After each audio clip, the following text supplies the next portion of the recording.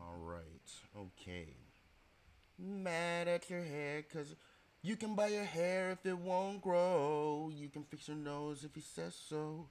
You can buy all the makeup the man can make. But if you can't look inside you, find out who I am to be in the position that can make me feel so damn unpretty. Ooh, ooh, ooh, ooh, ooh, ooh, ooh, ooh, ooh, ooh, ooh, ooh, ooh. All right, all right. We're live. We're live. And that was me saying, what was that? Who was that? TLC?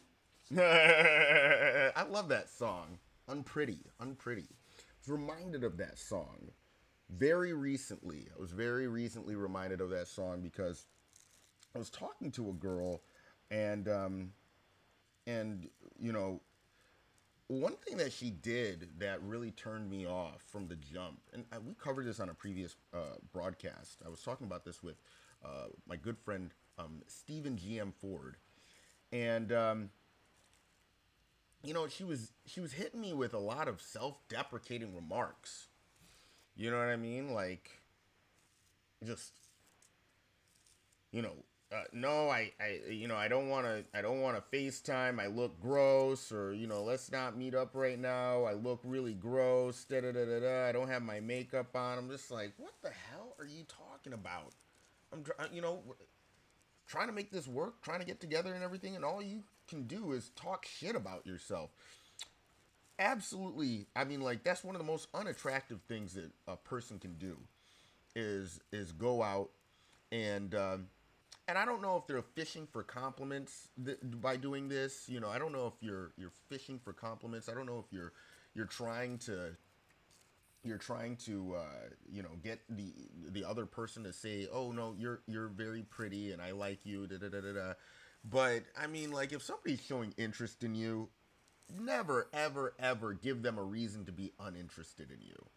And talking shit about yourself, that's a great reason to not fuck with a person.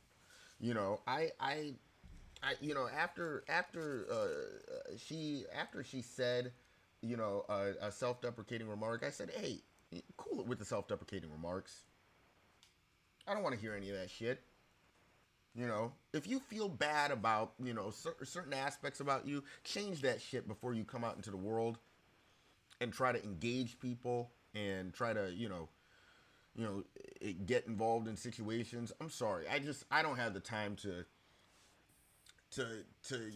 totally build a chick up if she's not feeling sexy already.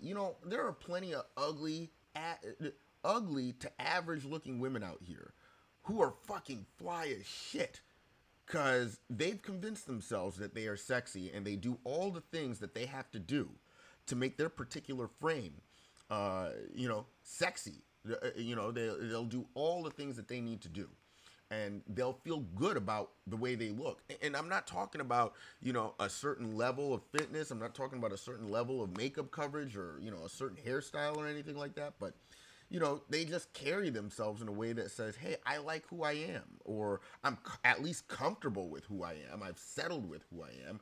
But if you're coming out and calling yourself names and putting yourself down and insisting that you're not beautiful, I'm sorry, I don't have time for that shit.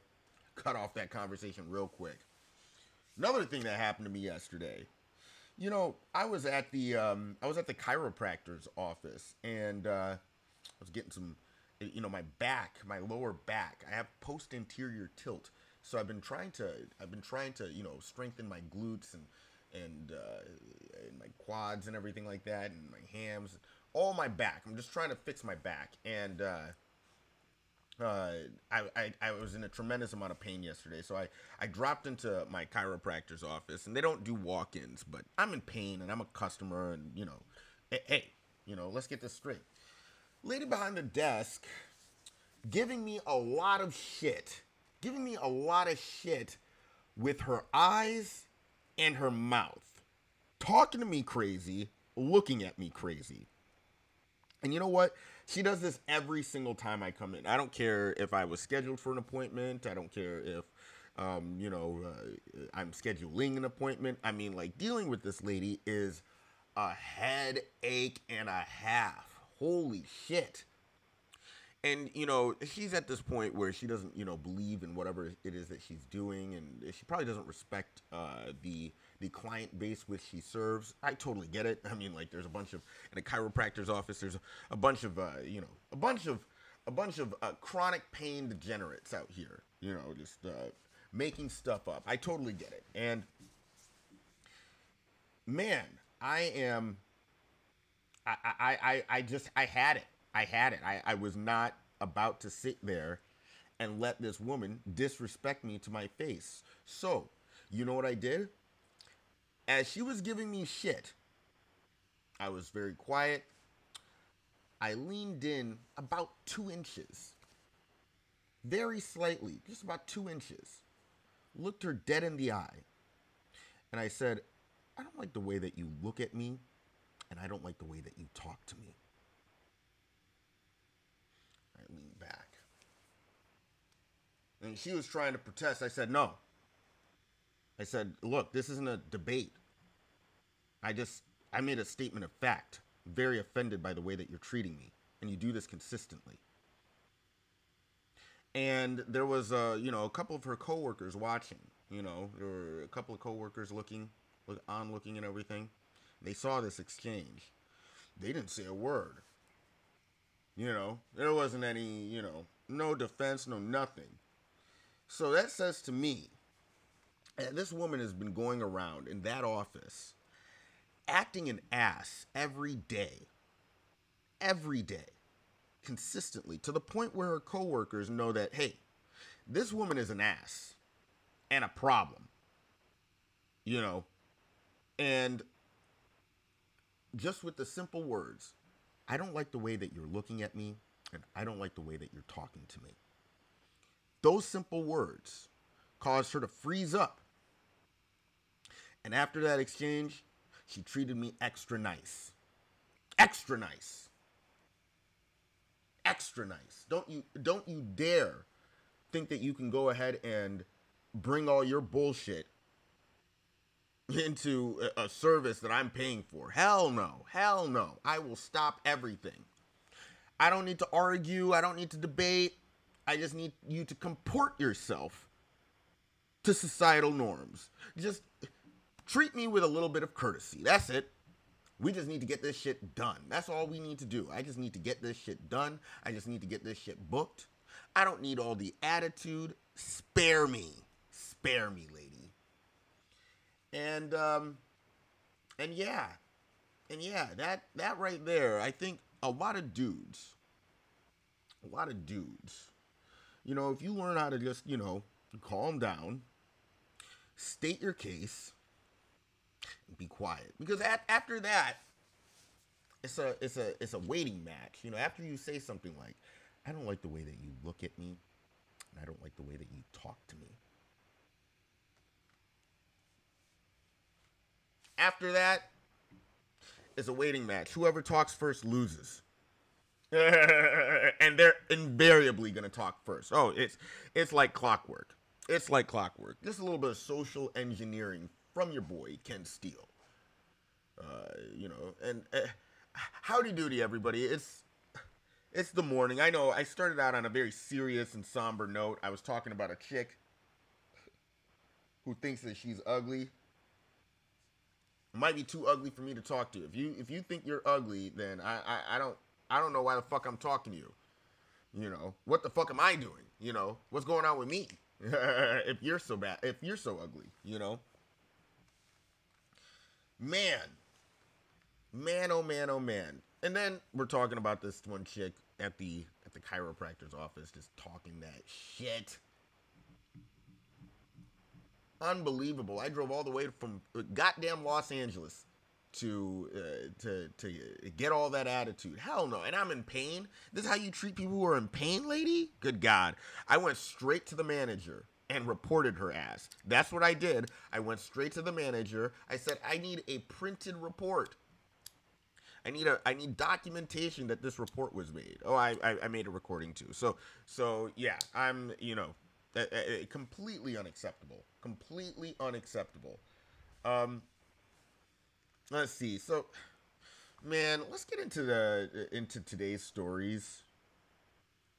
I don't know if you were on the internet last night, but I don't know if you were paying attention. Did you guys notice that YouTube was down?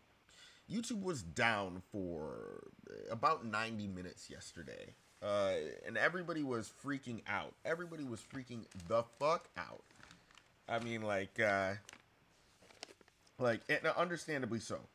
Understandably so. I definitely I didn't know what to do with myself when YouTube was down. I was almost I almost engaged people on the street in conversation. I almost talked to people. I almost looked people in their eye and had conversations with people. Can you believe that shit in 2018? Good God, it felt like when YouTube was down, it felt like the 90s had returned. It was nerve-wracking. It was nerve-wracking. I don't know what else to I don't know what else to call it. I don't know what else to call it. I was scared. I was scared. What's going on? What's going on? Well, nobody seems to have an answer as to what happened yesterday. It's really weird. I don't know if you guys noticed this, but it's really weird. Like check this out. We're looking at I'm going to go ahead and open up our first article of the day. In a second here. And let's see. I got new controls. Oh, by the way, I have a new what is that? I have a new setup for the call-in number. If you notice, the call-in number has changed. You are more than welcome to call into the broadcast, and then I believe you're going to be able to actively listen into the broadcast as well. And then you can call in that number, and you can also get in the queue, and I will go ahead and take any questions that you have, or any statements that you want to make. Feel free to call in. So the call-in number is 701-801-9651. When you do get connected, you may hear muted, a nice white lady, a nice white robot lady voice saying muted. And that is, that's just a sign that, hey, you're not currently actively talking. So when you hear unmuted, that's usually a good indicator that it's time to start talking. So, when you do hear unmuted, go ahead at that point, state your name, who you representing, we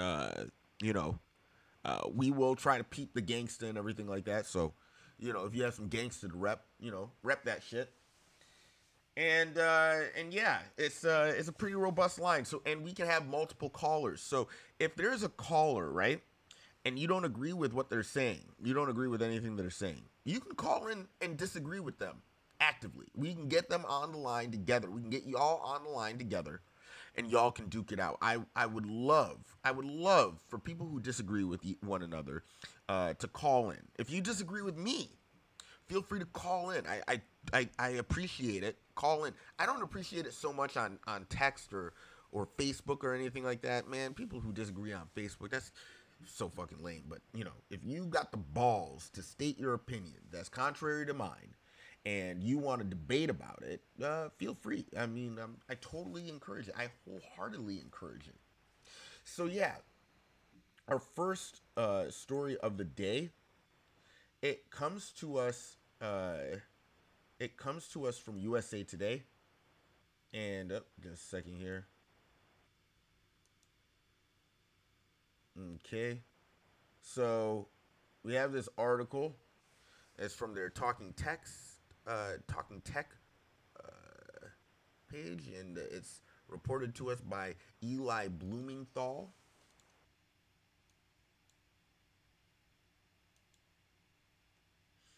Uh, and these are all Eli Blumenthal's writings. Let's see. Let me see if I can Google Eli Blumenthal. I don't know why my right click isn't working. Eli. Oh, here we go. Cancel. Okay. That's why. Okay. All right. Got Eli Blumenthal at USA Today. What the hell? My fucking stream. Just a second here. Stupid ass. Stupid ass Facebook. Okay. All right. So Eli Blumenthal, we like to go ahead and take a look at people's Twitters and just a little bit about their background. Just you want to see who the hell is reporting this stuff. A lot of people don't like to. Facebook. Okay. All right. Just a second here. I gotta fucking okay. Yeah, a lot of people don't like to look up who's reporting on stuff, but I like to just understand from what perspective that I'm hearing a story. A story about a man told by an ant is going to be a lot different than a story about a man as told by another man. The ant looks at a man and the man looks gigantic, and a man looks at another man and they see another man. Get what I'm saying? So, what I'm trying to say is that perspectives matter, and perspectives can really change the way that a story is told. So, this is Eli Blumenthal. He's the digital editor, so it looks like he's a top-notch dude. Eli Blumenthal. Eli Blumenthal. That's who we got reporting on this news story. He looks like a dude that would be very concerned if Google went down. Yeah, let's see. So it wasn't just you. YouTube went down worldwide, causing massive confusion. And there's something that I like to say regularly is that confusion is deadly. Understand that confusion is deadly. Will confusion will have you killed. You're confused about some stuff. Yeah, you can get killed. You can. I mean, this is something that is normal. You know, and a second here. Paste.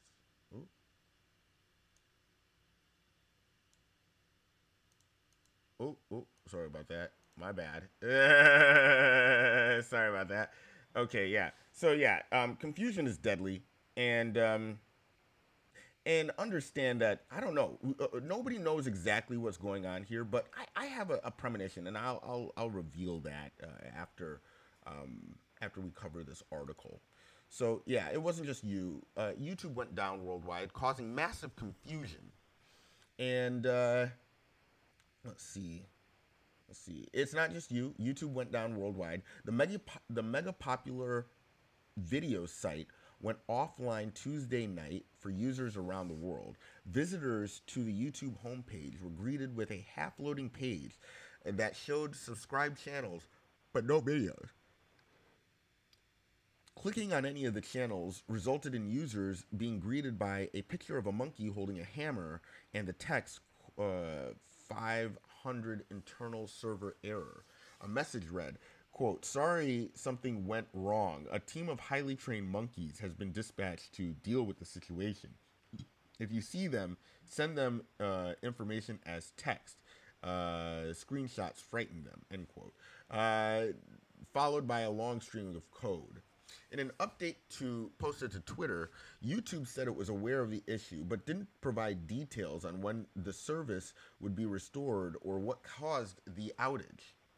This is a tweet from YouTube. Thanks for your support about YouTube. Thanks for your reports about YouTube, YouTube TV, and YouTube Music access issues. We are working on resolving this and we'll let you know once it's fixed. We apologize for any inconvenience this may cause and we'll keep you updated. Roughly an hour after the site went down, YouTube returned to Twitter and to say that all was back up and running. We're back. Thanks for your patience and continue. If you continue to experience issues, let us know. Okay. Needless to say, the internet was not prepared to deal with this. Users flocked to Twitter with hashtag YouTube down, quickly rising to the number 5 spot in the site's trending topic list in the United States and the top trending topic on Twitter's worldwide list of trends. Let's see. It's not every day you get to bear witness as one of the biggest websites go down. YouTube is down. Everyone puts their phones down and look at family members for the first time in hours. People start walking outside and seeing their neighbors for the first time in months. The apocalypse is now. YouTube down. Developing. Nope, sorry.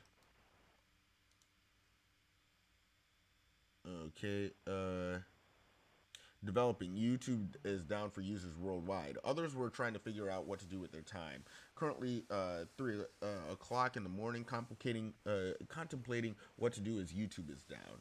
Time to get stuff done. Not LOL. Can't make excuses anymore. Well, actually, this is the perfect time to make excuses. If YouTube is down, how the fuck are you gonna know how to do anything? I mean, other than shit and eat, and in fact, I learned how to shit and eat better from YouTube. Dude, when that shit went down, everybody was freaking out. And you know what? Everybody had the same thought. Is it just me? Like, here I was thinking I got banned or something. I thought I said some shit. You know, I thought I said some shit and then they shadow banned me. That's what I thought. And I was using a cracked app. I thought that they were using a cracked app to get my ass. Oh my gosh. It was to me the whole thing about YouTube going down was, I mean, like, it was the worst. I had to actually talk to people. You know what I mean? Dude, and you know what's funny? Earlier that day, you know what else was down? Google Maps. Google Maps was totally down. I don't know. I spent maybe an hour trying to get out of Van Nuys because Google Maps stopped saying alerts and stopped giving turn-by-turn directions, and I was just going in a straight line for like about an hour.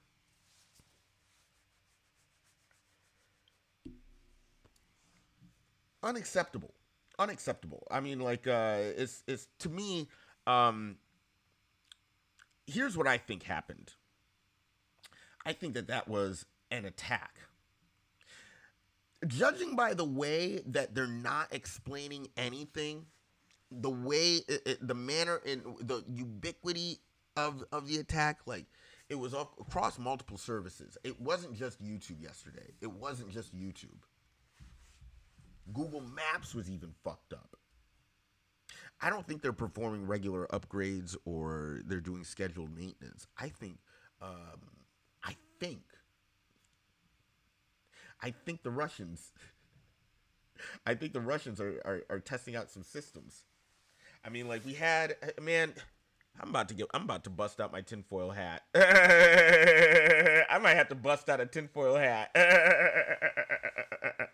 But I seriously think that this was a hostile attack from overseas. I saw some reports that it came from Pakistan, but I do believe that this was a Russian-sponsored event.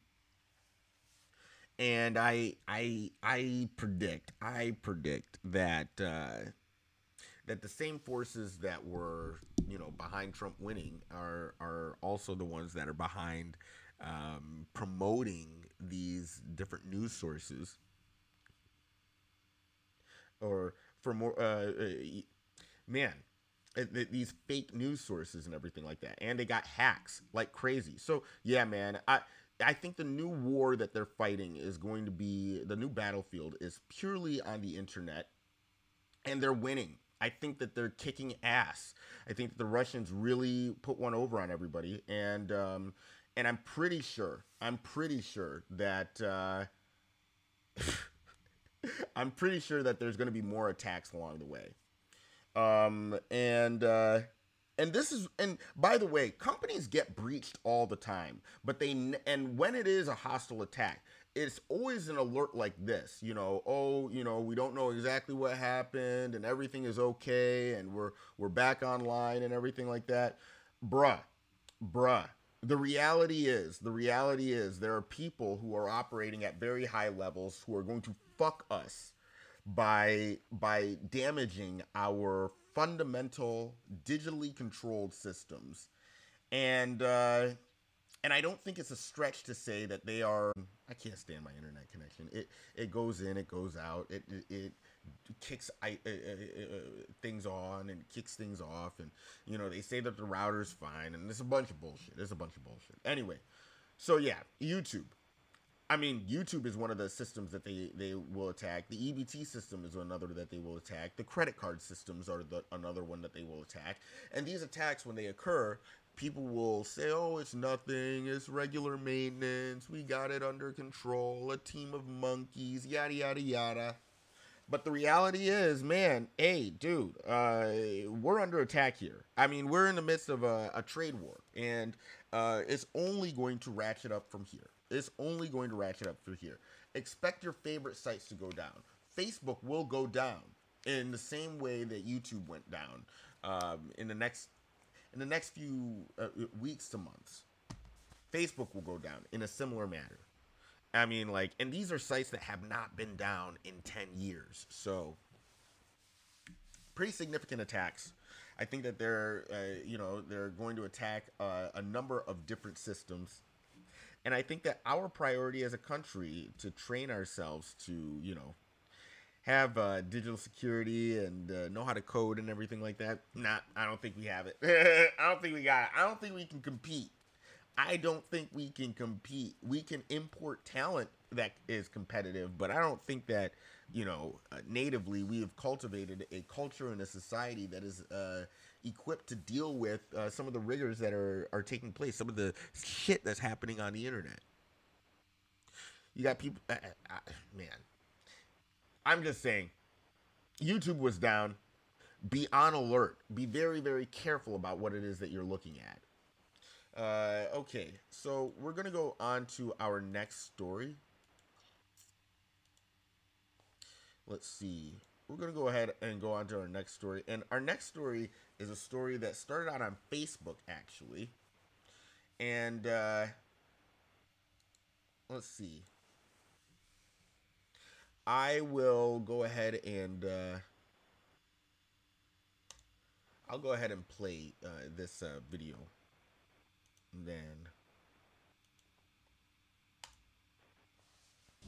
at the end of the day, my actions were unjustifiable. There's nothing that I can say behind that to say, but this, no, I was drinking. A lot of the stuff that I said, I didn't even remember till the next day. A plea for forgiveness from the Lyft rider caught on camera berating and threatening his driver for not playing different music during an early morning ride from a bar with friends back in August. I'm gonna make sure that you never have a Lyft job again. That's not how I was raised to treat people. I grew up in the projects. So I just want to make sure that people understand that I'm not racist. Robert Ortiz says he was drunk when he went on the 16-minute tirade against Lyft driver Sean Letman. The recording me without my consent. Ortiz says he became argumentative when Letman refused to change the radio. We were going back and forth, and he's like, the radio's broken.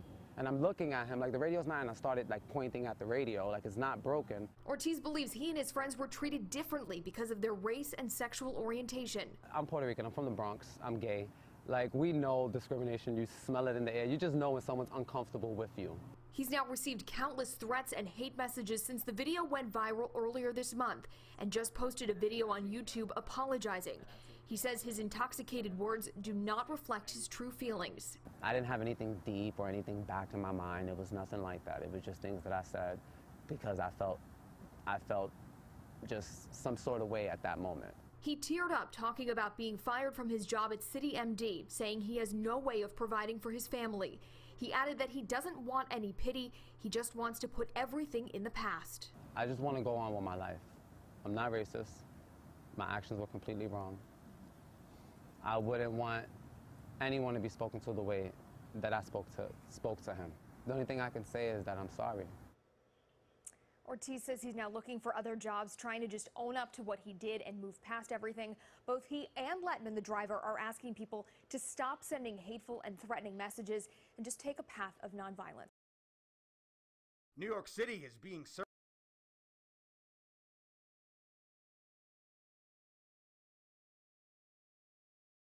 That's right. Tough talk turns to can we get along. Isn't that beautiful, guys? Isn't that fucking wonderful? I like it. I like it. Me personally, I like that shit. I think it's great. I think it's fantastic that the homie was made to apologize for his actions. Let me go ahead and pull up the original video just so that you could go ahead and see, you know, like what, let's see, Lyft driver,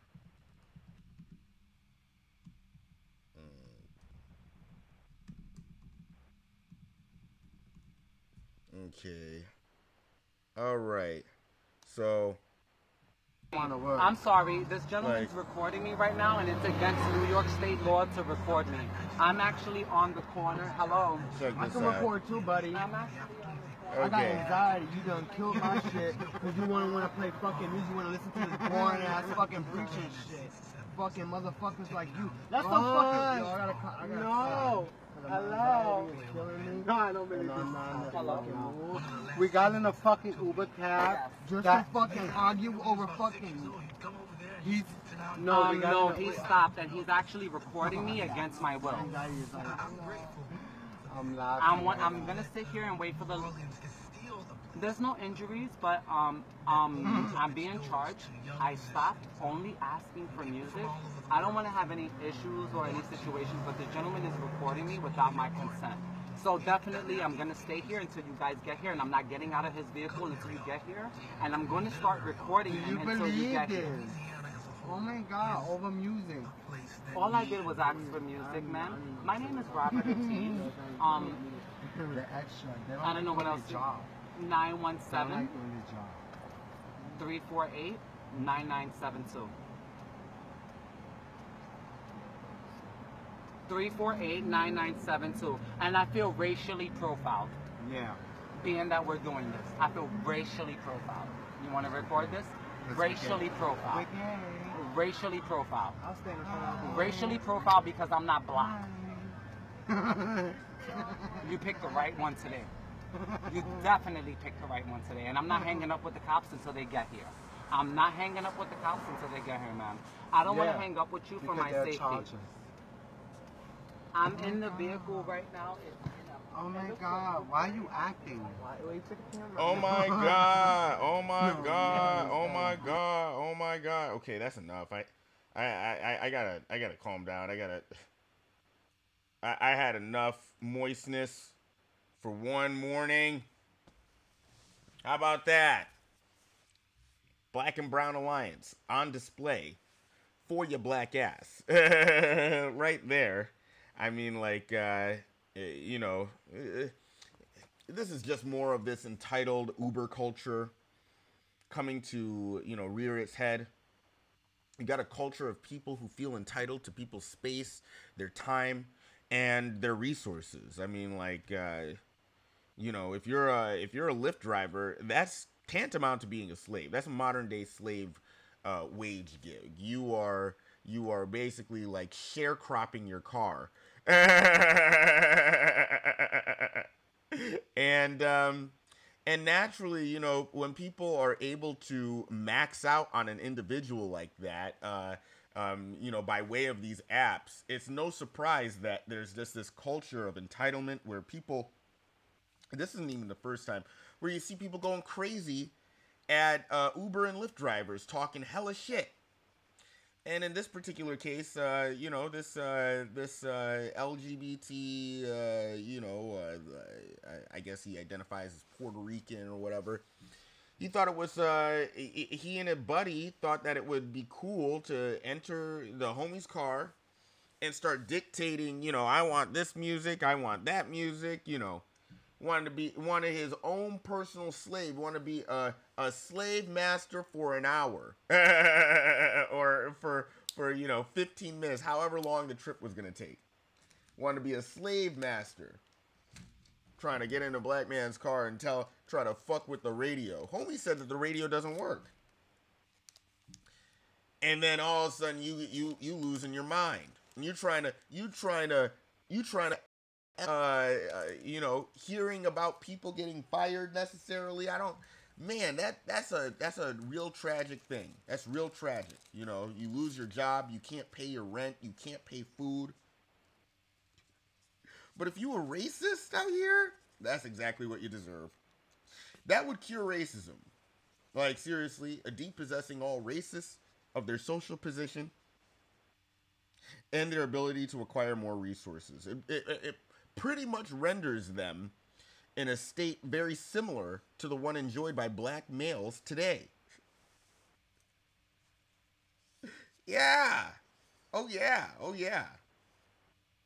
I mean, like, you know, as a black male, I am totally used to getting fired.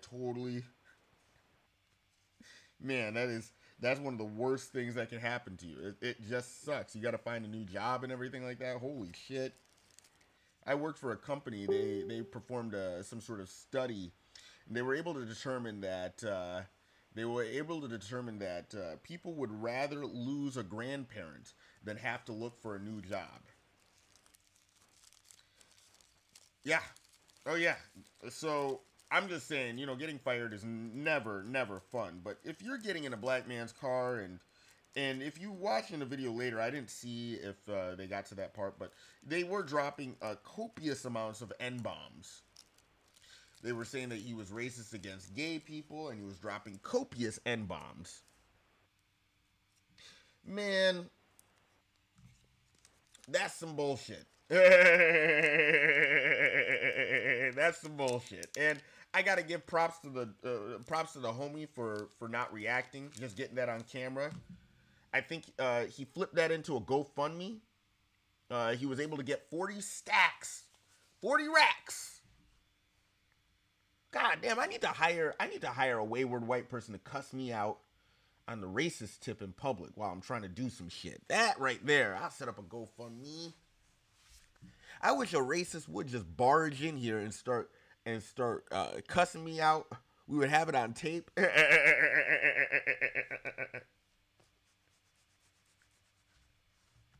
Oh, man.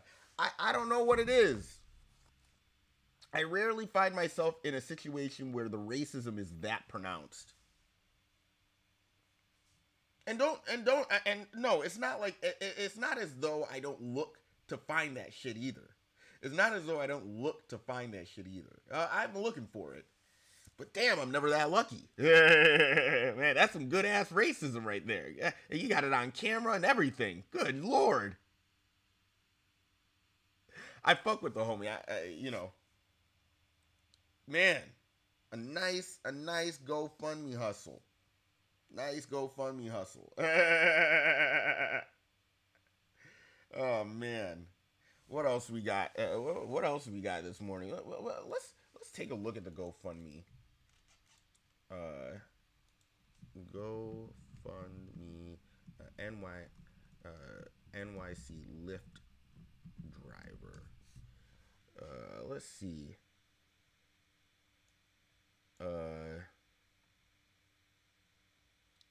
Lyft driver called the N-word. He responds. We saw the response. You saw him clapping, please. You saw all the tough talk quickly turns to, can we please just get along? Please, can we stop the violence? You stop hating me. I can't support my family. I can't support my family, and I want to put this behind me. I'm so sorry. I'm not a racist.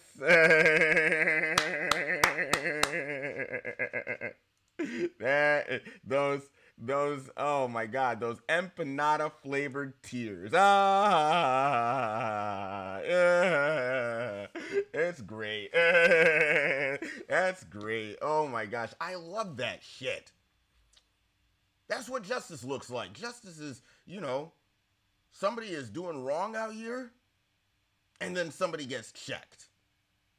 That's justice right there. And he got checked hard. He got hit with the camera, he got hit with the online, and then he got hit with the fucking you're fired. And good luck getting another job. Holy shit, he's got to wait at least a year before he can get his life back to normal. And man, that is the price to pay if you are going to practice racism. His name is Robert Ortiz. No need for any fun names or anything like that. Like what is that? Let me see. Sean Letterman.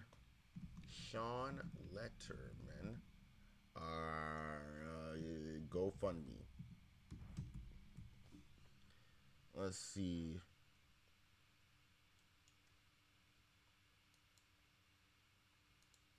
I gotta see how much this guy's GoFundMe got. That's what I want. See, the Atlanta Black Star, they had the link to the GoFundMe. The news was not gonna link the GoFundMe to this black man. They were not going to.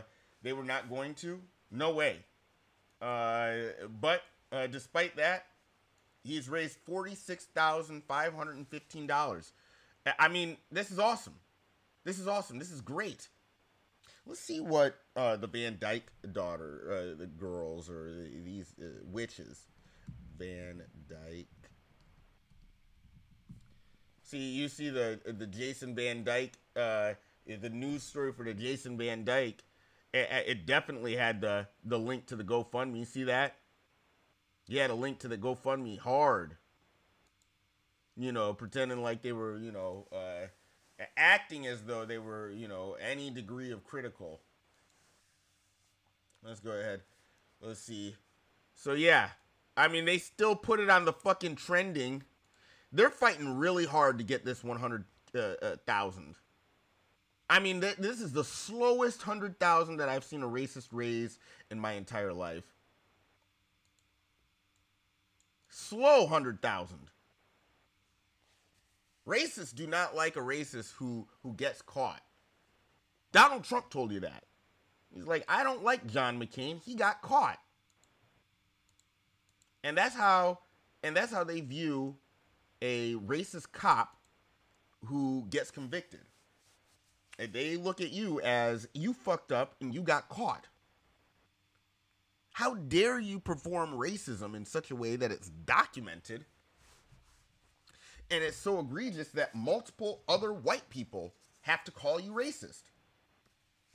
That makes business, that's bad for business. Bad for the business of racism. All right. This is a strawberry cheesecake. Bullshit. No, it's not bullshit. It's actually danky. Danky as fuck. Let me see if I can get the HD camera up. Let me see if I can get this camera up. Let me see if I can. It'll focus. There we go. There we go. Pretty decent. Pretty decent. Pretty decent. Strawberry cheesecake. Strawberry cheesecake. What up? So yeah, we're looking at this is Jason Van Dyke's his lazy ass wife doesn't want to get a fucking job and support her family, so they had their lawyers craft up this GoFundMe for a quick money grab from all the other racists. Well, it's already day 4, and they're celebrating and everything like that, not knowing that Darren Wilson got $1 million fucking dollars. They see the Darren Wilson. They see Darren Wilson. They see George Zimmerman. They see all these killers with GoFundMes and little pet projects, and they want in on that money too. They'll get their 100,000. It'll take a while. Here's the thing that fucks me up. I thought that GoFundMe, you weren't allowed to advocate for convicted murderers. Now, I know they're getting around it by saying that it's for Van Dyke's girls or whatever, but it sounds like, that sounds like a violation of their policies. Yet, you know, it's trending. I'm sure the post has been reported a million times. Hell, they put it in the news. So GoFundMe knows all about this. And GoFundMe wants everybody to know that, hey, dude, if you're a racist killer cop, we got you. We got you. That's what GoFundMe says. Yo, you a racist killer cop? We got you, bruh. That's what that's all about. As far as I'm concerned, that's what that's all about. Holy shit. Holy shit. So yeah, my man with the GoFundMe, you know, black man, he raised close to, you know, 50 stacks, you know, in 11 days. Van Dyke, you know, in 9 days, he's managed to raise 67. But you got to understand that there's a lot more racists in America than there are people who are against racism. That's the simple fact of it. Simple fact is that most people in this country are, you know, supporters of white supremacy. And they would have nothing but terror if the system went away. You know, they would lose their minds.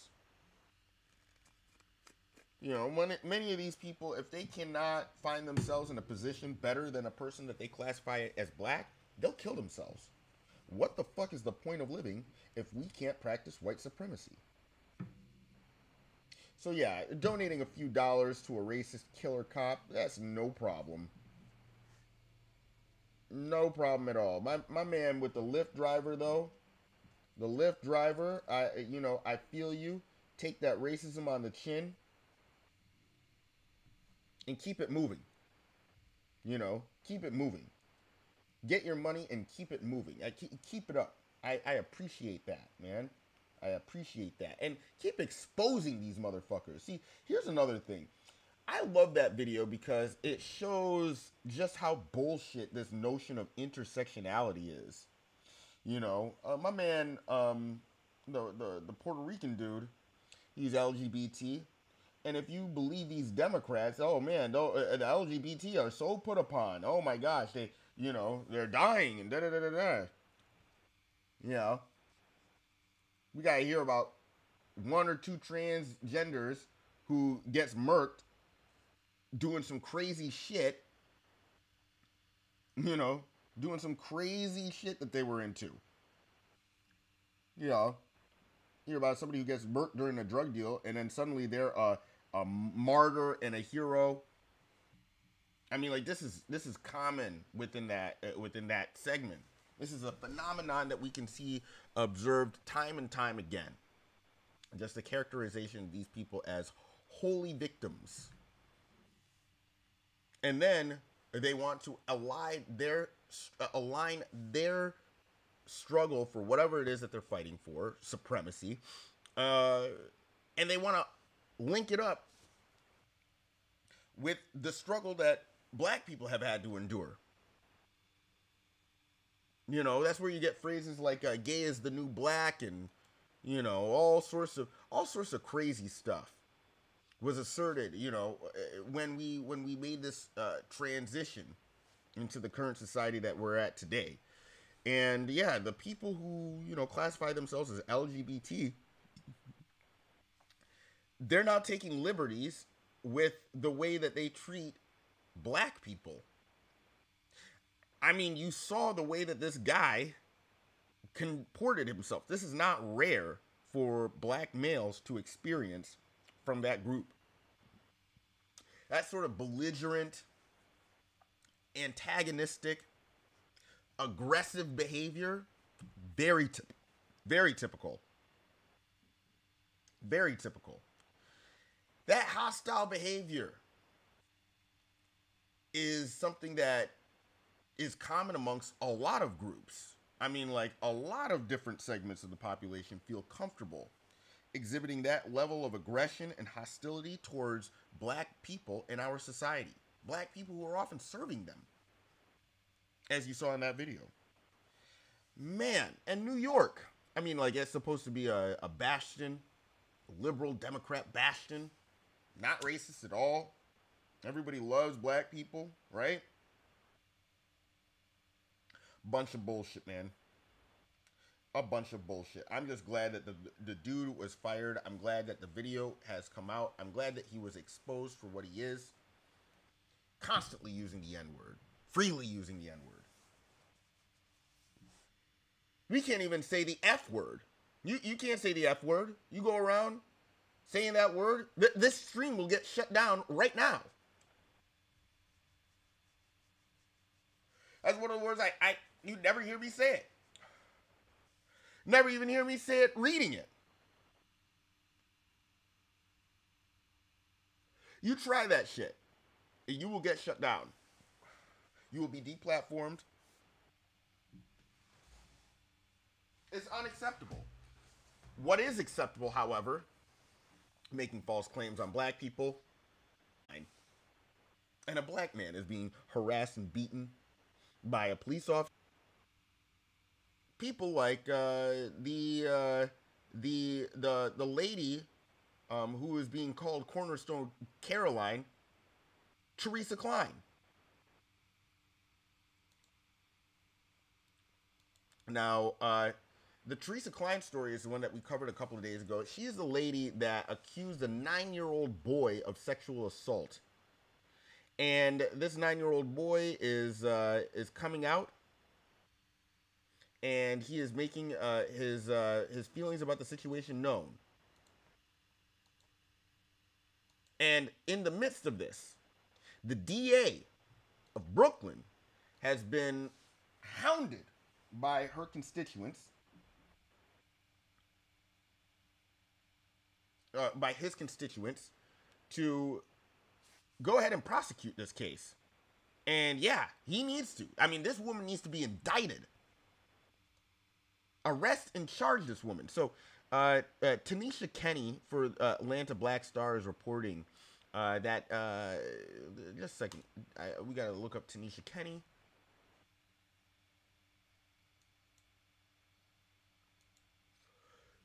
Kennesaw State.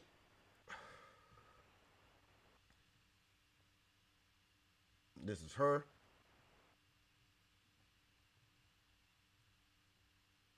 So yeah, this is a reporter for the Atlanta Black Star, Tanisha Kenny. Looking beautiful, black, doing yoga, yada yada yada, eating all her vegetables. That's right. Tanisha Kenny. Okay. She reports for the Atlanta Black Star that Brooklyn District Attorney Eric Gonzalez assured residents that his office is investigating the, quote, disturbing, end quote, incident involving a woman who falsely accused a 9-year-old black child of groping her butt inside a deli. Now, pay attention to the words here. I always implore you to pay attention to the words. Pay close attention to the words. His office is investigating. Understand something. When white supremacists tell black people that they're investigating something, that's usually, I don't know if that's the case in this situation, but that's usually it's just usually a polite way of saying fuck off. Usually. I don't know if that's the case in this situation.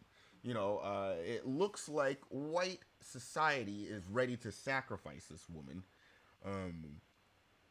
You know, too many of her are making them look bad, and I think that's what might be going on. You never know, but that's what might be going on. I heard that this woman was fired from her job, and and that she's being harassed, or, you know, as she puts it, I think people are getting in contact with her and letting them know how she feels about, you know, impersonating a police officer and accusing a 9-year-old boy of falsely accusing a 9-year-old boy of sexual assault. I mean, like, this is, you know, pretty egregious stuff. And in any functioning society, such behavior would yield some negative consequences. I would think. So yeah, it only makes sense that these people do not like her. Let's see. We are looking into the disturbing incident involving Theresa Klein, he tweeted Saturday. The shocking encounter caught the attention of the Brooklyn Borough President, Eric Adams, who has called the NYPD to investigate whether Klein broke the law. Oh! I mean, like, yo. Let's get this straight. Your black ass cannot go and falsely accuse a white child of sexual assault. Let me get this. Understand this. You cannot go and falsely accuse a 9-year-old white boy. As a black person, you cannot accuse a 9-year-old white boy of sexual assault. Have the police show up. You know, make these claims. And after everything was said and done, and you claim to be a cop, you are not able to do that. I can't go to Venice Beach and start popping hot shit like that. No. I cannot go to Beverly Hills and accuse one of those little boys of you know, sexually assaulting me. And then I can't go to a crowd of onlookers in Beverly Hills and then go and say that I'm a cop. I can't do that. I cannot do, to get people to back away from me, I can't go around saying that I am the police. That's a charge right there. As every black person knows that you are not allowed to impersonate a police officer. I mean, like, that's something that, you know, that's some Dragnet crime. You know, that's a crime that we saw play out on Dragnet. You know? So it's definitely illegal. It's definitely illegal. And the question, did she do anything illegal? It's like, the question is, are we going to prosecute a white person for criminal activity? And that's a question that DAs across the country ask themselves every day. And quite commonly, the answer is no. And I would prepare for the answer to be no in this case. Even though that she definitely did break the law. I mean, like, even you know, you could indecent, you know, lewd and lascivious acts towards minors. You know, when she was doing all those sexual gestures, cussing up a storm. I'm sure there are local ordinances against that.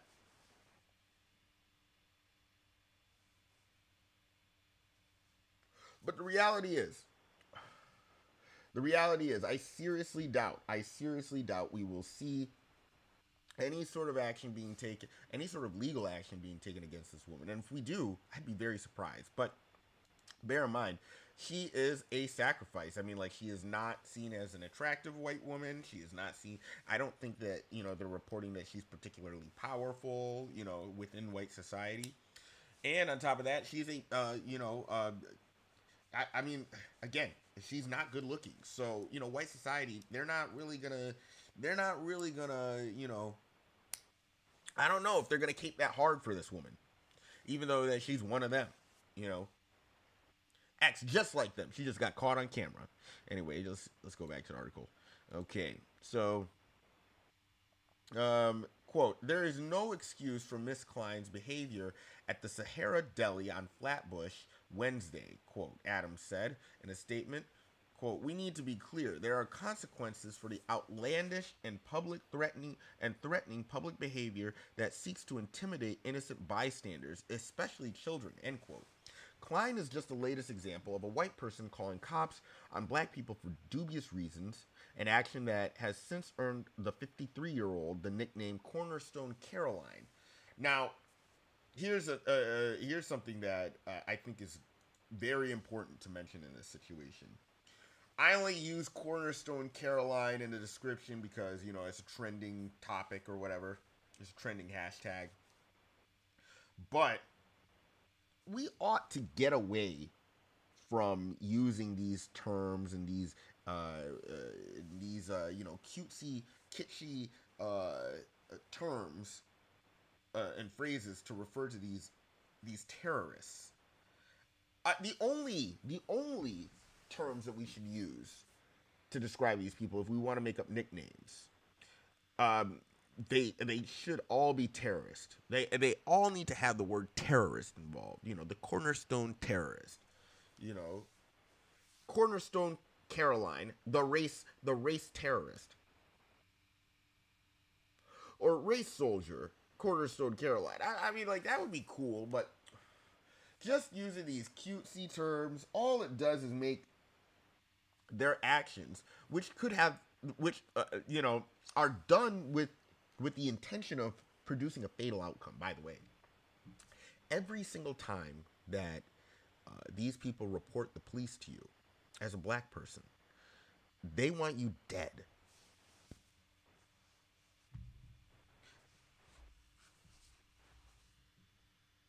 I kid you not. That's what it means. Anytime that they're calling the cops on you, and it's for dubious reasons, oh yeah, I understand that the gauntlet has been thrown, and they want you dead. The only... man, let me go ahead and just continue with this article. Let's see. The shocking encounter... let's see. Longtime Flatbush resident James Littlejohn, 37, who coined the moniker, captured the incident on his phone as a commotion erupted outside the Sahara Deli Market Wednesday. His video uploaded to Facebook has been viewed 4 million times since last week. God damn. 4 million people know that you're a fucking racist. Ugh. Bad week for Theresa Klein. Just a bad week for Theresa Klein. Holy shit. Like, now, the news is very careful to mention that, it was a brother who coined the term Cornerstone Caroline, and if you do see the recording, it is him who uses that term. But I want you to, pay attention to that. That was his knee-jerk reaction to this racist incident. That response was programmed into his brain. Programmed. We make fun of Kanye West. People talk shit about Kanye West. They say he's, crazy or whatever. But he was also talking about how the media programs you. Mind control, I think it was the term that he used. The news already got you programmed to have your responses to these incidences. They have it, and I know you don't want to think that you can be manipulated in this sort of way, but my man James Littlejohn, he was, that Cornerstone Caroline, that alliteration and everything like that. That was a response to a situation that was programmed in his brain by the news.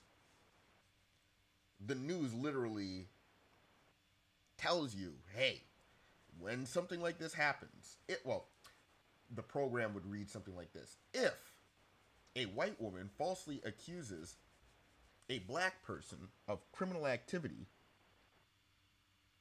call them a cute name that's easily hashtagged.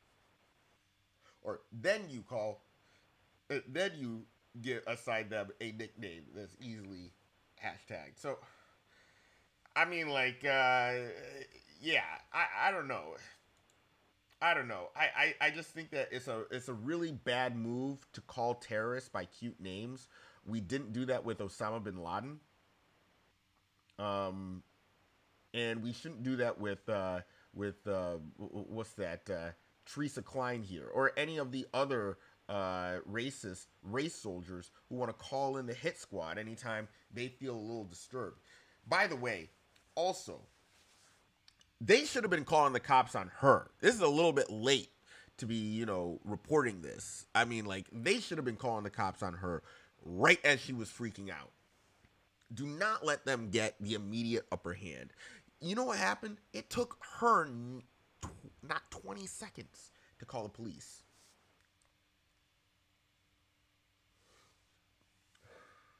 I was so scared to report sexual assault. This bitch waited 20 seconds. After she saw a black person who was irate with her behavior, she waited 1, 2, 3, 4, 5, 6, 7, 8, 9, 10, 11, 12, 13, 14, 15, 16, 17, 18, 19. Police. Bruh. We gotta stop hesitating to call the cops on these people. It's a little bit late. I mean, like, they'll say, oh, no blood, no foul. That's what the DA is preparing everybody to say. Let's see. So, wait just a second here. Egg and cheese on a roll, salt, pepper, ketchup. Yeah, she was wrong. And that's the video. Little cornerstone video. That proves that she's lying. Yeah, like making false statements to the police. Dude, look at that. What is that? What is that? The gyration. 1, 2, 3, 4, 5, 6, 7, 8, 9, 10, 11, 12, 13, 14, 15, 16, 17, 18, 19. Okay. Cops. Horrible. Cops. Look at you. How do you feel, miss? Look at the video. Your reaction. Nothing not go off for you. Look at that. Look at that. I mean, like, look.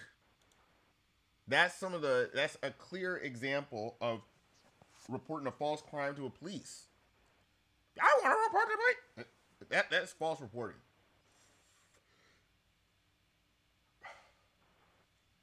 Good morning. Carolyn is joining us. Good morning, Carolyn. It's nice to nice to see you. What is that? I don't know. Nope, it's my little chat thing. It's not working. Yeah, good morning. It's good to see you joining us for the daily session. You know, I'm nearing the end of my fun stick.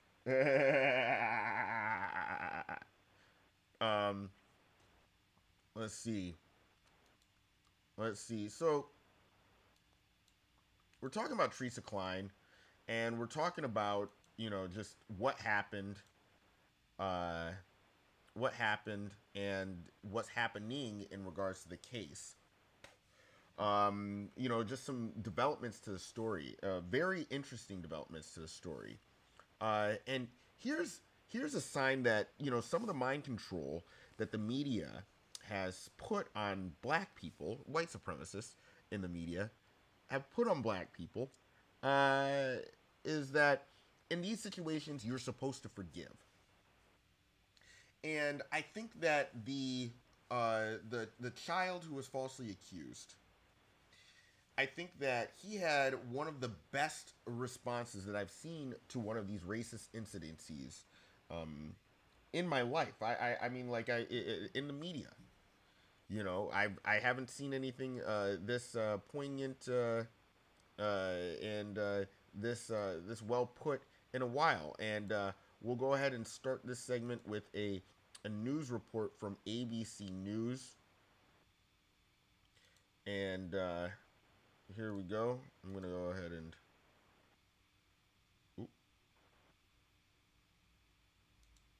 Okay, and then... He's the one teaching.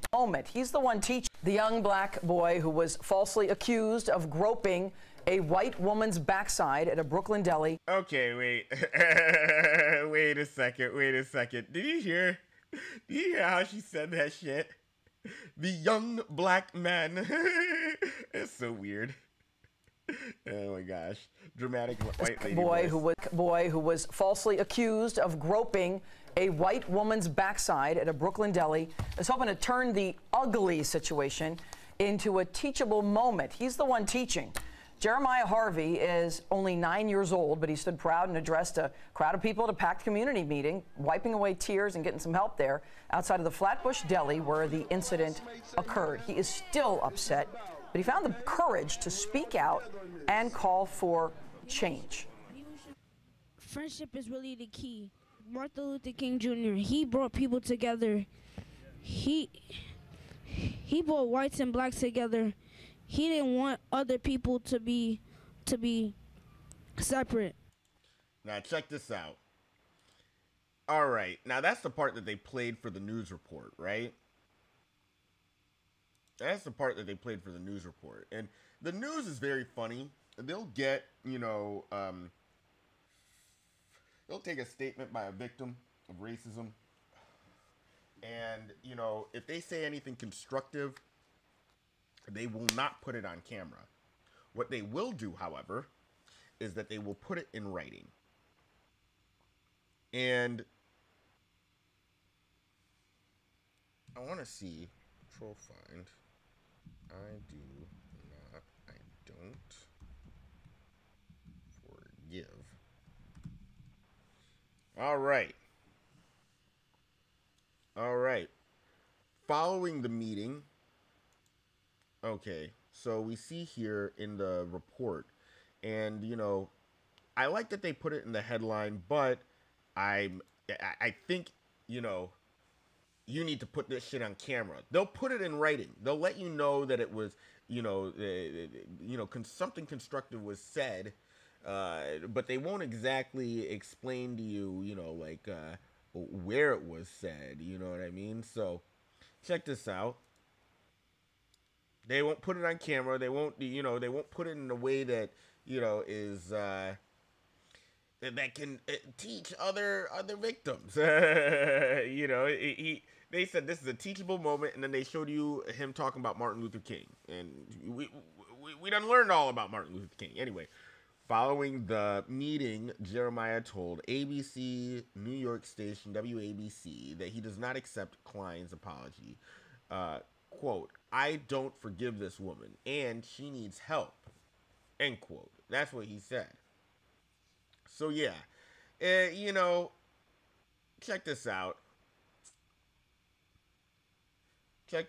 We don't need new laws. We don't need new laws. We just need to stop practicing racism. I mean, the reality is, as long as we live under a system of racism, white supremacy, expect more of these situations to happen. And don't think, that, hey,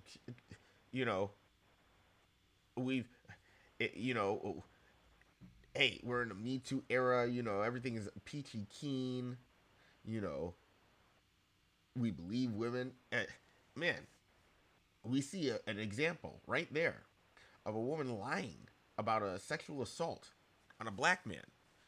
And it took her 20 seconds to come up with a lie. Took her 20 seconds after her mom got up in her face. Like, why the fuck are you, gyrating at my son on some of that shit? It took 19 seconds. Took 19 seconds or so for her to get her phone out and start dialing. Because the phone was out, I was still counting. All of that took place in less than 30 seconds. Goes from chatting with you to calling the hit squad on you in like 30 seconds. So that's, I mean, when you hear about all these stories about, man, something happened 40 years ago, it's just like, and you were scared to report it, it's just like, man, I don't know. Because if something really goes down, oh, thank you, Daryl Kamak, thank you so much for joining us today. I really do appreciate it, and thanks for the good words. And yeah, Caroline, what are you trying to recover from? What? By the way, I mean, like it's Wednesday. Are you getting it in on Tuesday? Are you trap housing it? I don't know what happens on Tuesdays, but back when I used to party, when I used to get it in really hard in my early and mid 20s. Tuesday nights in Chicago were like trap house Tuesdays, and yeah, people used to go hard and blackout, like blackout hard, and then you just spend your Wednesday recovering and everything like that. So yeah, I don't know. Are you doing shit like that? Like what are you trying to recover from? Anyway, like I was saying, yeah, none of this should be forgiven. I think that is probably the best thing, that we don't forgive these sort of behaviors. I think by forgiving people for egregious actions, we send a message that it's okay. And by forgiving people so quickly as well. I mean, like, yo, dude, these are the same people that are prepared to hand you football number sentences. Just the 37 years. You stole a cookie. 37 years. This is your third offense. Oh man, life. You're getting 2 life sentences. Like, oh shit. So these people don't forgive for shit. So yeah, save your forgiveness for people who wronged you, who transgressed you at least like a year ago. At least, or your real friends. But all these racist strangers who are like calling the cops on your kids and who are shooting us, and nah, no forgiveness. You need to get them fired from their job. They need to be removed from their position. They need to have their access to capital restricted. Like, let's go. Like, let's start with the shunning. Hell yeah, man. So let's see what else is going on. I mean, like, oh yeah, here's a story that I've been meaning to cover for a couple of days here. Check this out. On the eve of Elizabeth Warren, or not Eve, I guess in the aftermath of Elizabeth Warren submitting that genealogy test that was shown, I remember they were originally reporting it as she could have been 1/16 to 1/5/12 Cherokee Indian, and it was funny because I saw the first revision. The first revision said, "Oh, sorry, it could be 1/32, 1/32 and 5/12, and 1/5/12, Native American ancestry." And then I saw the first major change to the story. It turned from 1/5/12 to 1/10/24. And then we found out that at the greatest amount of her lineage, she could be 1/64. That's the final number. 1/64 to 1/124. That's how, I mean, like, what the fuck? Now, one of the things about that story that was, so funny, not only just about how, like, white she is. Oh, by the way, I'm still doing the gallon challenge. I mean, like,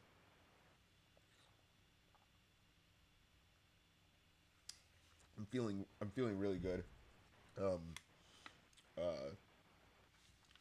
Oddly enough, by drinking more water, I've reduced some bloating that I've been experiencing, and yeah, I don't know. Like, I just feel better. I feel a lot better, and I'm a lot less hungry throughout the day. I just have a better handle on my food intake. My diet is still shit. But I'm working on it. But yeah, you know, one of the aspects of the story that was so interesting was that Elizabeth Warren did not go to like Ancestry.com. She went to a personal doctor that she hired, who was on the advisory board of Ancestry, I believe, but some guy named Bustamante went to that dude to, you know, get the record straight. And you know what? Check this out. Now, one of the things that she did, that she didn't go to the general database. Now, why? I think Elizabeth knows something about those databases that they're not telling you. And I think that, you know, again, to put on my tinfoil hat, I think what you hear, those rumors that these databases are being used, you know, the information from them are being mined and being farmed and used for, you know, purposes other than what you intended for them to be used for. I think that's very true. Just a second here.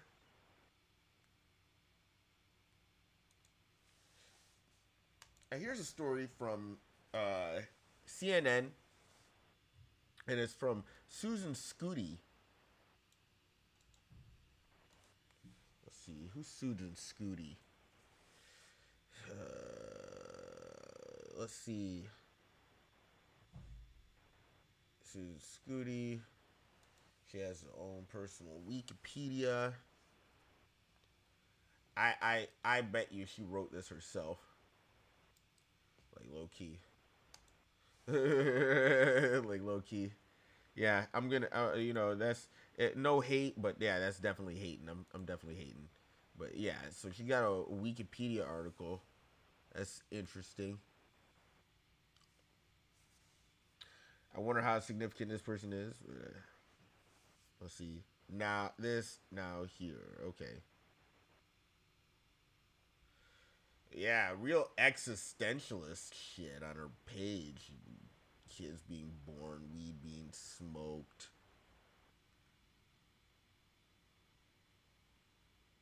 Guys protesting for their nihilism. Whatever. Total weirdo, Susan Scooty. So, yeah, it makes sense that she's writing this shit.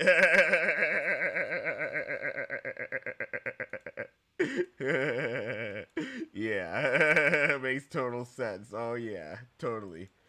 Let's see. You might not be anonymous thanks to genealogy databases. Wait, what? While your DNA may be solving cold cases, this is a little video. I don't under. Okay, fair use.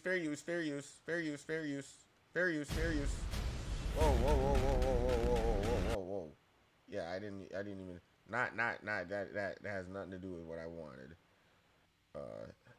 Some bullshit. That's what that is. Can leave a victim's family without a sense of closure. But genetic genealogy may be a key to helping authorities solve these crimes. And all they need is a small sample of DNA. What began as a way to locate birth parents is now being used to close decades-old cold cases. This technique has led to the arrest of the alleged Golden State Killer and an arrest in the 1992 murder of Pennsylvania schoolteacher Christy Merrick, among many others. If DNA testing has been around since 1986, why have authorities only just started recently using this technique in criminal investigations? Well, with the rise of commercial DNA databases, there's now enough public DNA samples available to compare with crime scene DNA. Hey, did you catch that? You catch that? Investigators use public genetic genealogy databases to compare an unknown DNA sample from a crime scene. You see that?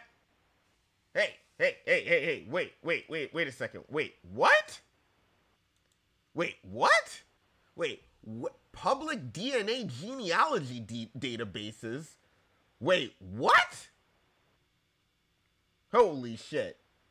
Wait, what? Did you hear what the fuck he just said?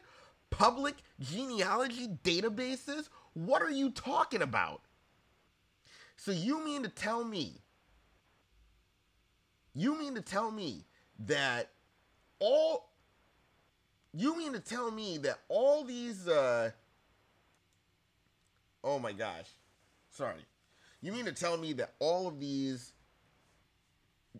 ancestry.com's shits, everything that we've been submitting, they're like public genealogy databases? What does that, what the fuck is a public genealogy database? I've never heard of a public genealogy database. Creepy.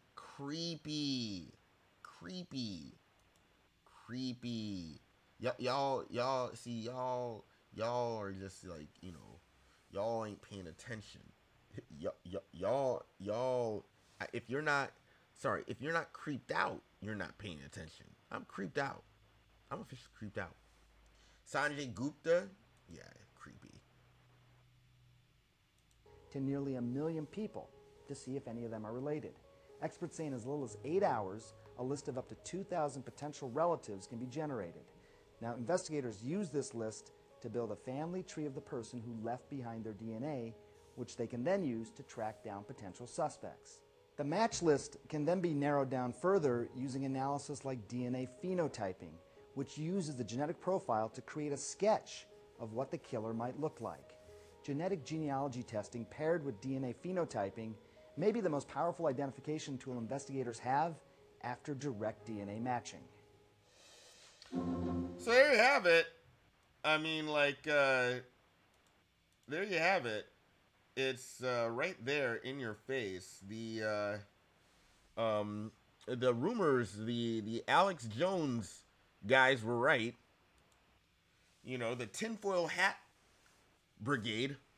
They're collecting genetic data. They're collecting genetic data in these databases. It's an abomination, and they're selling them, and they're using them. They're using them to, do nefarious acts. Yeah, no. It's really happening, bruh. I wish it wasn't. I wish this were all a lie. But no. No. They're just gonna find you. They're gonna use, all your brothers, your sisters, your cousins. See, you thought you were slick and you avoided uploading to the database. No, they got your shit. They got your profile. They got your profile, bruh. It's kind of like how if you haven't made a profile of you on Facebook, somebody else has. Oh yeah. Second here.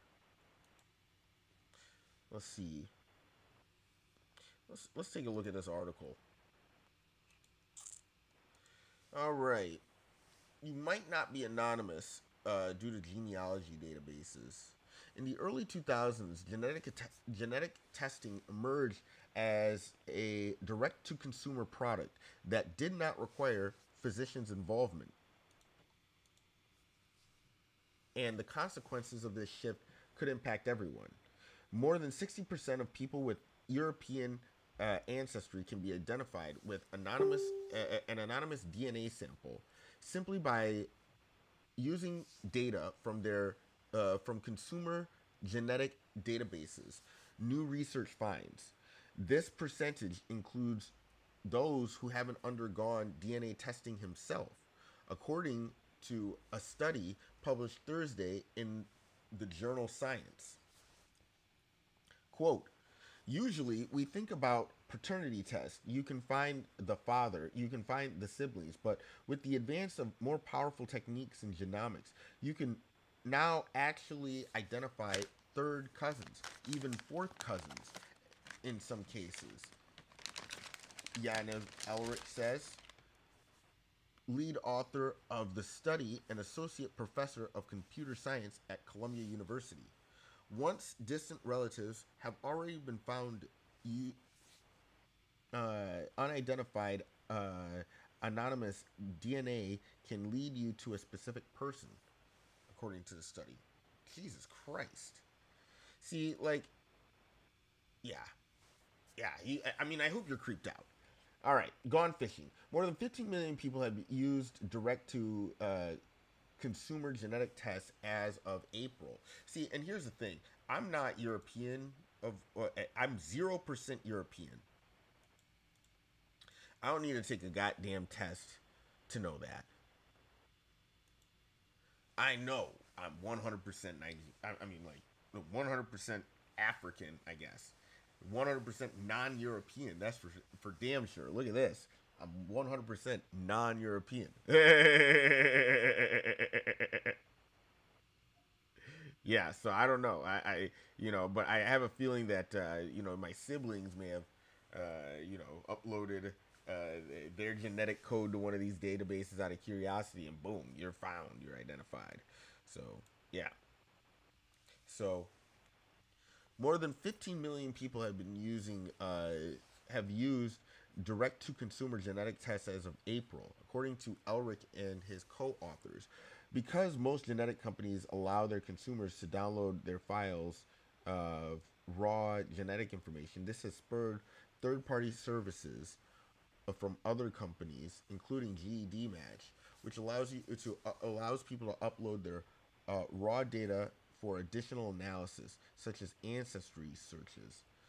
These services appeal to many, including adoptees seeking their biological relatives, as it widens their search beyond the company where they originally tested.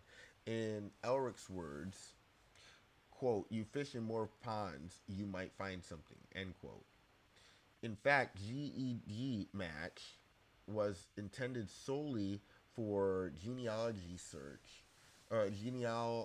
research, and was instrumental in tracking the Golden State Killer suspect.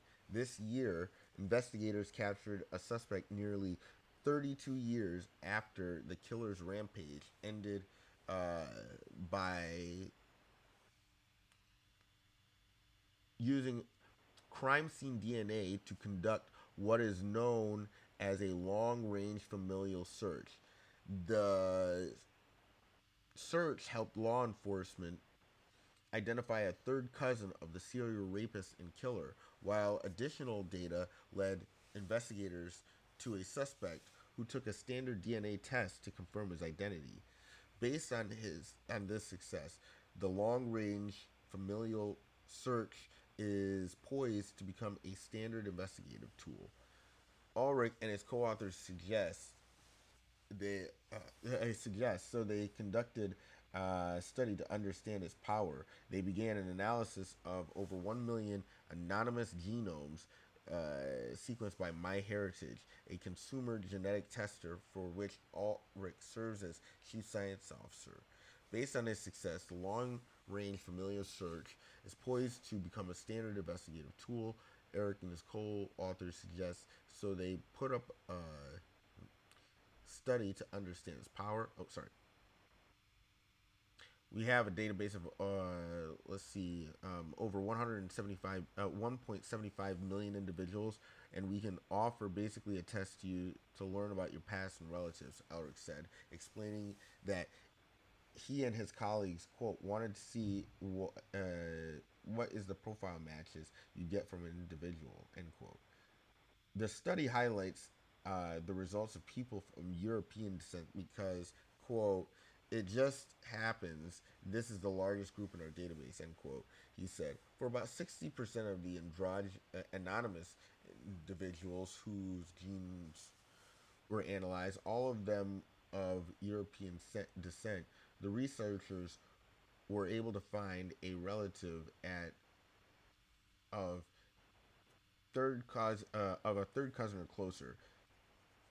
It looks like Elizabeth Warren fails this test. But anyway, for about 15% of these people, the closest relative found was a second cousin or closer, the study showed. Next, the team repeated this process on GED Match, an unrelated website with a privacy policy that allows users to compare those anonymous files that have been designated public by their owners. CNN has reached out to GED Match for comment. Here Ulrich's team found that two databases which use different strategies for identifying biological relatives provided very similar results. This proved the method could be replicated using different databases, he said. Once relatives are found, an anonymous person can be re-identified by constructing a family tree, searching for additional relatives, then triangulating from there. The study illustrated when the team re-identified a woman from her anonymous, though publicly available, DNA information. The data contained in genetic databases only represent a small portion of the U.S. population, Elric noted. Once genetic databases cover roughly 2% of the population, though, nearly any person could be matched to at least a third cousin and conceivably identified by DNA. He and his co-authors estimate. Given the rapid growth of consumer genomics, such possibilities are probably achievable in the new future if they stay on code.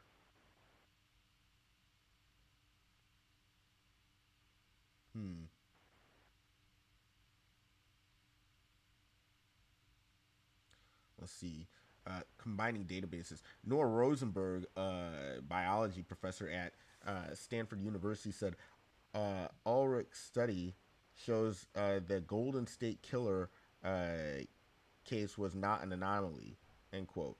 Quote, in a perfectly large fraction of cases, it would be possible to use a technique used in that case to identify the contributor of a DNA sample, end quote, said Rosenberg, who was not involved in a study but senior author of a separate study published Thursday in the journal Cell.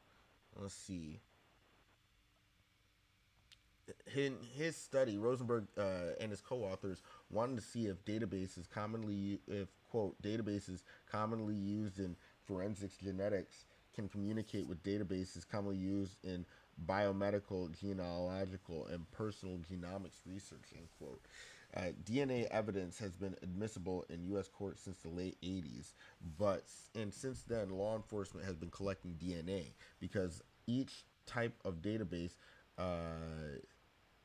uses different pieces of the genome.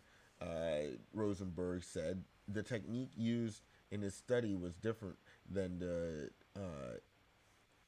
method employed in the Golden State case.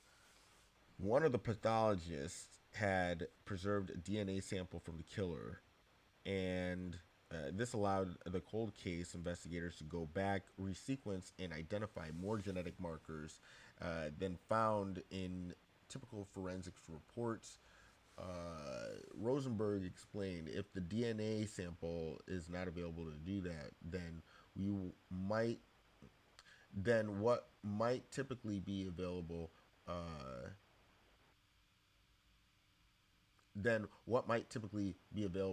would be the forensic genetic markers, end quote. With less data available to law enforcement, what happens when investigators do not have the ability to retest a sample? Quote, it is scientifically possible for links to be made between different types of database, Rosenberg said. We're able to find matches between samples and databases of non-overlapping genetic markers more than 90% of the time when they were samples from the same individual, and around 30% of the time when they were samples from close relatives. Different databases, quote, different databases constructed for different purposes might independently not provide enough information to reveal a person's identity, but by combining information from multiple databases, identifications can be made, he said. He and Ulrich's studies, quote, are both about this principle that connecting multiple databases reveals information that is not contained in either databases, and that might not be intended by the people who made the databases, he said. Rosenberg hopes his study will, quote, help catalyze a conversation amongst many different stakeholders in forensic genetics, a gateway, forensic genetics, genetic privacy, and ancestry testing, end quote. Ulrich and his co-authors concluded the study with ideas for reducing the misuse of genetic databases. First, they call for changes of rules that allow discarded material in clinics to be subject to genetic testing, requiring the consent of individuals before testing would, quote, give better protection to human subjects, end quote, Ulrich said. They suggest consumer genetic companies adopt a better strategy of encryption so that there is a, quote, technical means between means to differentiate legitimate and illegitimate searches, end quote. Rosenberg said, quote, those ideas merit discussion. Another idea is about what type of information is viewed as admissible in court. So yeah, they're having a really complex discussion about being able to use all of this information that you submitted on Ancestry.com or at the police station, or, and you know what, most of this is going to be from Ancestry.com. I think most of the information on these databases are going to be on from some consumer genetic testing website. I haven't opened up any,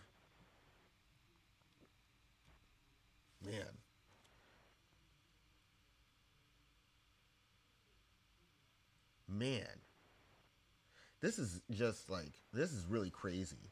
You're not anonymous. They're gonna pin you to shit. they're gonna be able to make up that they've pinned you to shit. You know, they can make up that they pinned you. This is an insane level of technology. But that's where we're at. We're basically, I've never submitted to any of these,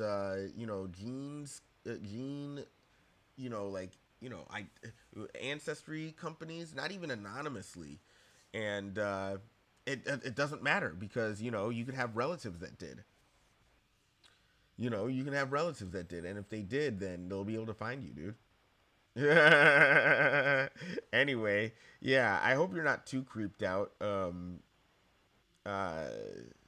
I will leave you guys with this. Here you go. Just a second. This is something that you should like.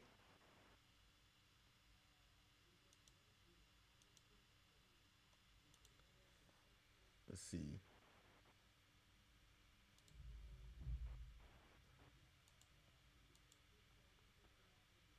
Here we go.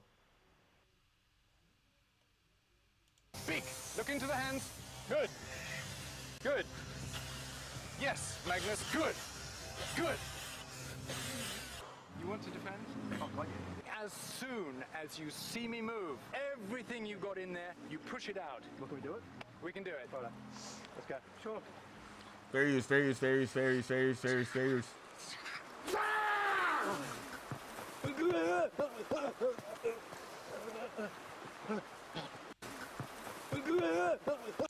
Everything you got in there, you push it out. Well, can we do it?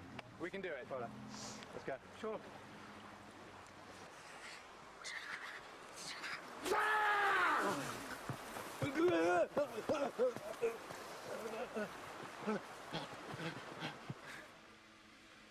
You ready? Yes, come here. You stand here, and Magnus and Rebecca, you prepare her.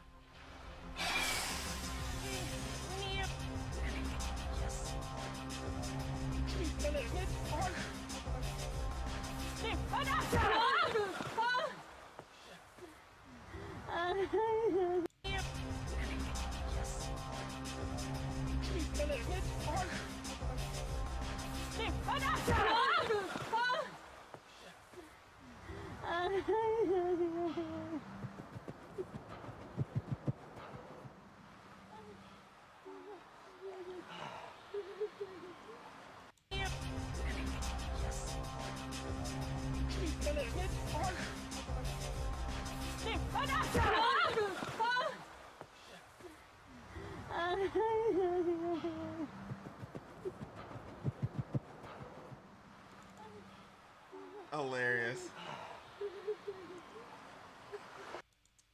My question is... Breathe in. Pull the energy in. My question is... And push the energy out the hands. Big breath. More power. More power. Yeah. More passion. More power. Big. Look into the hands. Good. Good. Yes, Magnus. Good. My question is, Good. like, why? Why did he start shaking afterwards? What was that? Did he have a liability seizure? That was a seizure from all the liability that he just incurred from ramming that woman down on camera. Boom. The fucking white boy force fields. They think they're airbender or some shit. Good Lord. This is Ken Steele, and you know, this is the Daily Sesh. I really did enjoy session with you today. Be sure to go to tiny.cc/get your free stocks. Go, you know, on future episodes, feel free to call in 701-801-9651. If you're a hot chick, just, you know, slide into my DMs and, you know, we can make an arrangement to meet up. Yeah, you can go and hit up the super chat on future episodes, streamlabs.com/I love Ken Steele. You know, send donations there as well. Yeah, man. And this is Ken Steele. You know, this was the Daily Sesh. I just want to remind you guys, stop giving, you know, all these cutesy names to all these, you know, terrorist racists out here. You don't need to do that shit. You know, that helps no one. And, you know, listen to the babies. Stop forgiving these creeps. Anyway, my name is Ken Steele. It's been great. Oh, and ladies, you know, look, if you feel ugly, you know, just you know, don't burden the people you're with that bullshit. Come on, you know, and you know, nobody else can, you know, make you feel pretty. Like you can make you feel pretty. Anyway, I'll talk to you tomorrow or maybe tonight. I don't know. Anyway.